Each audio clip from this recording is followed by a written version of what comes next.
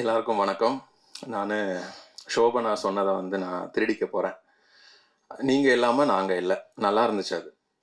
நிஜம்தான். நீங்கள் எல்லாம் இல்லாமல் நாங்கள் இந்த டீமே இல்லை. ரொம்ப சந்தோஷம். ப்ரெஸ் ஷோ முடித்ததுக்கப்புறமாவே நீங்கள் எல்லாருமே ஒரு நல்ல ஒரு ரெஸ்பான்ஸ் கொடுத்துருந்தீங்க படத்துக்கு. ஸோ அதுலேருந்து தான் இந்த படம் டேக் ஆஃப் ஆச்சுது. ஷோ மதன் அபி எப்படி டூரிஸ்ட் ஃபேமிலியில் எப்படி இருந்தான்னு எனக்கு தெரியும். ஸோ அதே மாதிரி மதன் அந்த சீட்டில் உட்காந்து நான் அப்பப்போ கால் பண்ணி கேட்டுட்டு இருந்தேன், என்னடா இருக்குது, எப்படா இருக்குது, ரெஸ்பான்ஸ் எப்படா இருக்குது அப்படின்னு கேட்பேன். அண்ணா அமைதியாக இருக்காங்கண்ணா அப்படியம்மா. சரி படம் முடியட்டும், முடிஞ்சதுக்கப்புறம் பார்க்கலாம் அப்படின்னு சொல்லி அதுக்கப்புறம் தான் நீங்கள் எல்லாரும் ரொம்ப நல்லா இருக்குன்னு சொன்னதுக்கப்புறம் தான் ஒரு உயிரே வந்த மாதிரி, அப்பாடா இன்னும் அவங்க பார்த்துப்பாங்க படத்தை, அவங்க எடுத்து கொண்டு போய்ப்பாங்க அப்படிங்கிற மாதிரி இருந்தது. அண்ட் ஆடியன்ஸும் ரொம்ப அழகாக இந்த படத்தை ரிசீவ் பண்ணியிருக்காங்க. ஸோ நிறைய மீம்ஸ், நிறைய கண்டென்ட் எல்லாம் பார்த்துட்டு இருந்தோம். இப்போ கொஞ்ச நேரத்துக்கு முன்னாடி தான் நான் சௌந்தர்யா கிட்ட ஒரு மீம் காமிச்சிருந்தேன். அந்த சசிகுமார் அங்கே சமுத்திரகனி சார் கைத்தட்டில் ஒரு டெம்ப்ளேட் போட்டுட்டு அனிஷா ஹஸ்பண்ட் ஃப்ரம் துபாய் அப்படிங்கிற ஒரு இது போட்டிருந்தாங்க. எப்படி தான் இப்படியெல்லாம் யோசிக்கிறாங்கன்னு தெரியாத மாதிரி இருந்துச்சு. ஸோ அவ்வளோ அழகாக கனெக்ட் ஆகிருக்குது மக்கள் மத்தியில். And thank you so much for that. ரொம்ப ரொம்ப மனசு நிறைஞ்சு சொல்கிறேன், ரொம்ப நன்றி. மதன் பற்றி சொல்லணுன்னா, மதன் லவ்வர், டூரிஸ்ட் ஃபேமிலி எல்லாத்துலேயுமே எனக்கு ரொம்ப தெரிஞ்ச ஒரு பையன். கதை சொல்லும்போது இந்த படம் ஹிட் அப்படிங்கிற மாதிரி எனக்கும் ஃபீல் ஆச்சு. நானும் அதை சௌந்தர்யா கிட்ட கொண்டு போய் ரீச் பண்ணிவிட்டு இந்த படம் நடக்கும்போது அவன் ரொம்ப கான்ஃபிடென்ட்டாக நிறைய விஷயங்களில் ஸ்ட்ராங்காக இருந்தான். அந்த ஒரு கிளாரிட்டி அவன்கிட்ட ரொம்ப இருந்துச்சு. அதில் ரொம்ப பெரிய கிளாரிட்டி எதில் இருந்ததுன்னா அனஸ்வரா கிட்ட. அனஸ்வரா தான் வேணும் அப்படிங்கிற மாதிரி இருந்தான்.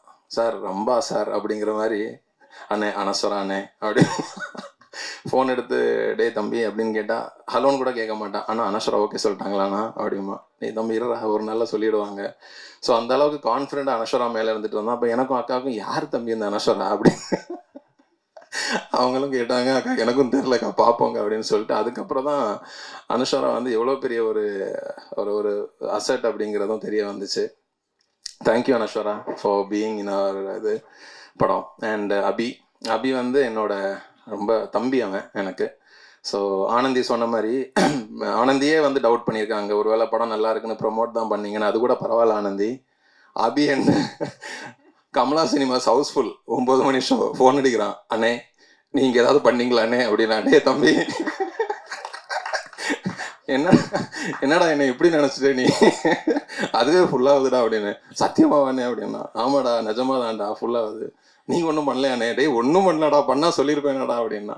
அப்புறம் ஆடியன்ஸ் எல்லாம் பார்த்ததுக்கப்புறம் தான் நம்பினேன் என்னைய. ஓஹோ ஓகே அண்ணன் ஒன்றும் பண்ணலை அப்படிங்கிற மாதிரி. ஸோ அபியை ஒரு உங்கள் வீட்டு பையன் மாதிரி ஒரு விஷயத்தில் நீங்கள் அபியை எடுத்து கொண்டு போவீங்க நான் நம்புகிறேன். ஸோ அடுத்து பண்ணுற படங்களும் சரி எல்லாமே ரொம்ப கேர்ஃபுல்லாக சூஸ் பண்ணுவான். டெஃபினட்டாக அவங்க எல்லாருக்கும் பிடிச்ச மாதிரி சூஸ் பண்ணுவான், அதில் எந்த டவுட்டும் இருக்காது. அண்டு ஷானையா அவர் எனக்கு good night, lover, tourist family 3 படமும் நான் படம் பார்த்து முடிச்சதுக்கப்புறமா எப்போவுமே அவர் என்ன பண்ண போகிறார் அடுத்தது அப்படிங்கிற மாதிரி தான் நான் ரொம்ப ஈகராக வெயிட் பண்ணுவேன். ஸோ அதே ஒரு விஷயத்த தான் வித் லவ்வுக்கும் சொல்லிட்டு இருந்தேன். அவர் எப்போவுமே நான் எதுக்குமே சொல்லாதவர், இந்த படத்துக்கு நான் என்ன பண்ணியிருக்கேன் பாருங்க அப்படின்னாரு. போய் பார்த்தா நானும் சௌந்தர்யாக்கும் அந்த அவுட் பார்த்தோம். அனிஷாக்கு ஒரு தீம் போட்டிருப்பாரு. நான் அவர்கிட்ட சொன்னேன், இது நீங்கள் போட்டிங்களா, உங்களுக்குள்ள அவர் ஒருத்தர் உண்டு, அவர் போட்டாரா அவருன்னா அவர் நம்புற காடு வேற எதுவும் இல்லை.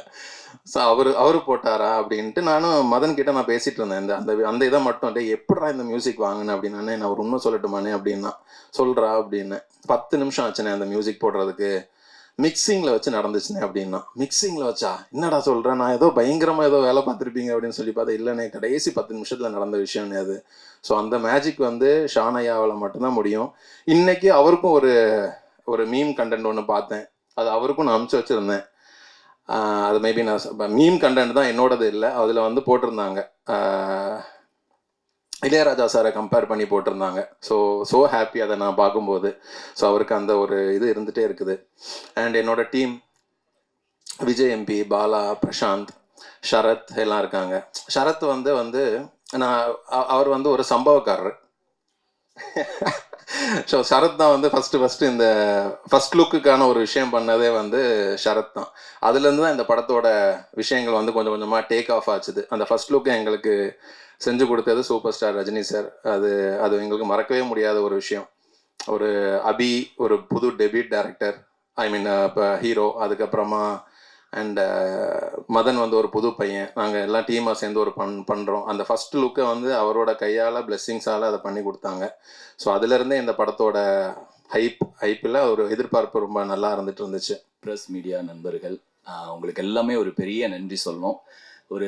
நான் வந்து குட் நைட்லேருந்து மகேஷ் ஐயாவோட ட்ராவல் ஆகிட்டுருக்கேன். ஒவ்வொரு படத்துக்கும் நீங்கள் ஒரு நல்ல படம் அப்படின்னா நீங்கள் அதை தூக்கி கொண்டு போய் ஒரு வெற்றி படமாக ஆக்குறதுக்கு பெரிய பெரிய நன்றி. இந்த படம் எங்களுக்கு இன்னொரு ஸ்பெஷல்.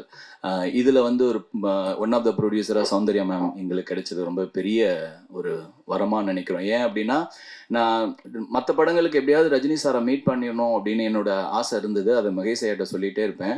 ஆனால் இந்த படம் நான் வந்து டெக்னீஷியன் ஷோ பார்த்தோன்னே மேம்கிட்ட சொன்னேன், மேம் நான் வந்து இந்த படம் கண்டிப்பாக வெற்றி அடையும், வெற்றிக்கு அப்புறம் எனக்கு நீங்கள் ஒரு விஷயம் பண்ணணும் அப்படின்னு. என்ன அப்படின்னாங்க, நான் சொல்லினாலும் அது பண்ணியிருப்பாங்க. ரஜினி சாரை நாங்கள் நேரில் மீட் பண்ணோம் அப்படின்னு நான் கேட்டிருந்தேன். ரொம்ப ரொம்ப நன்றி மேடம். ரஜினி சாரை நான் வந்து மீட் பண்ணும்போது ஒரு சூப்பர் ஸ்டார் முகத்தில் சௌந்தர்யா மேமோட அப்பாவோட சந்தோஷத்தை நான் பார்த்தேன் அன்னைக்கு. ரொம்ப எனக்கு பெருமையாக இருந்தது. ஏன்னா ஒவ்வொரு அப்பாவுக்குள்ளேயும் ஒரு சூப்பர் ஸ்டார் இருப்பாங்க. ஆனால் நம்ம சூப்பர் ஸ்டாருக்குள்ள இருந்த அப்பாவை அன்றைக்கி நான் பார்த்ததுல ரொம்ப எனக்கு ஒரு நெகிழ்ச்சியாக இருந்தது, ரொம்ப சந்தோஷமாக இருந்தது. அதுக்கப்புறம் பார்த்தீங்கன்னா எப்படியாவது சாரை மீட் பண்ணும்போது அவர் மனசில் ஒரு 10% இடம் பிடிச்சணும்னு நான் ரொம்ப ஆசைப்பட்டேன்.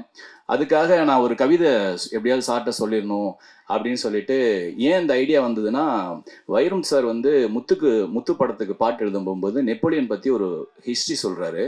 அப்போ இது ரொம்ப நல்லா இருக்குங்க, இதில் வந்து நீங்கள் பாட்டில் கொண்டு வாங்க அப்படின்னாரு. இதே எப்படி பாட்டில் கொண்டு வரணும்னு அவருக்கு அந்த டைமில் தோணலை.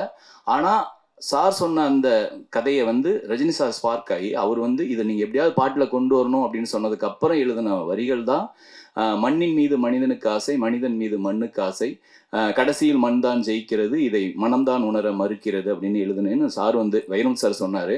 அதே ஐடியா தான் எனக்கு எப்படியாவது ஒரு கவிதையை சொல்லி சார்கிட்ட இம்ப்ரெஸ் பண்ணணும்னு நினச்சேன். அது உண்மையாலுமே அவருக்கு ரொம்ப பிடிச்சது. ரொம்ப மறுபடியும் உங்ககிட்ட கவிதையை வந்து உங்களுக்கு அனுப்பிச்சு நான் சாருக்கு நீங்கள் அனுப்பிச்சதா சொன்னீங்க. ரொம்ப ரொம்ப தேங்க்ஸ் மேடம். என்னுடைய வாழ்நாள் கனவு நிறைவேறிடுச்சு. அதே மாதிரி இந்த படத்தில் ஒர்க் பண்ண எல்லாருக்குமே ஒரு பெரிய நன்றி சொல்லணும். மதன், கண்டிப்பாக நீங்கள் அடுத்த படம் ரொம்ப இன்னும் கேர்ஃபுல்லாக பண்ணணும். நான் அடிக்கடி சொல்லுவேன், இந்த படம் பார்த்து முடித்தோடனே நீ நெக்ஸ்ட்டு கதை எழுத ஆரம்பிச்சிரு, ஏன்னா கண்டிப்பாக உனக்கு இந்த படம் வெற்றி படம் தான் அப்படின்னு நான் அடிக்கடி சொல்லிகிட்டே இருப்பேன். அதே மாதிரி அபி, என்னோட ஃபஸ்ட்டு படம் எப்படியாவது ஜெயிச்சணும்னு நானும் ஷானையாவும் அப்படி பேசிகிட்டு இருப்போம். அது நடந்துருச்சு அபி. அடுத்தடுத்த படங்கள் சூப்பராக சூஸ் பண்ணுங்கள். ஷானையா, என்னுடைய பெரிய சப்போர்ட், என்னுடைய சோல். ரொம்ப ரொம்ப நன்றி ஐயா. இதே நட்பு எப்பயுமே தொடரணும். மகேஷ் ஐயா, நான் ஒரு பெரிய நன்றி கடன் பட்டிருக்கேன் உங்ககிட்ட. சௌந்தர்யா மேம், ரொம்ப நன்றி மேம். காவியா, அனஸ்வரா, ரொம்ப சூப்பராக பண்ணீங்க. உங்களை கண்டிப்பாக ரொம்ப கொண்டாடுவாங்கன்னு 2 பேரையும் சொன்னேன். அது நடந்துட்டு இருக்கு. அடுத்த படத்துலையும் நம்ம ஜாயின் பண்ணுறோம்னு நினைக்கிறேன். இந்த சசிதார் படத்துலையும் நம்ம ஒர்க் பண்ணுறோம். அதுவும் ரொம்ப ஆவலாக எதிர்பார்க்குறேன். ரொம்ப ரொம்ப நன்றி. சில்வர் ட்ரீ விஜய் எல்லாருக்குமே நான் வந்து ஸ்பெஷல் தேங்க்ஸ் சொல்லணும். இன்னொரு விஷயம், சரவணன் சார் சூப்பராக பண்ணியிருந்தீங்க சார்.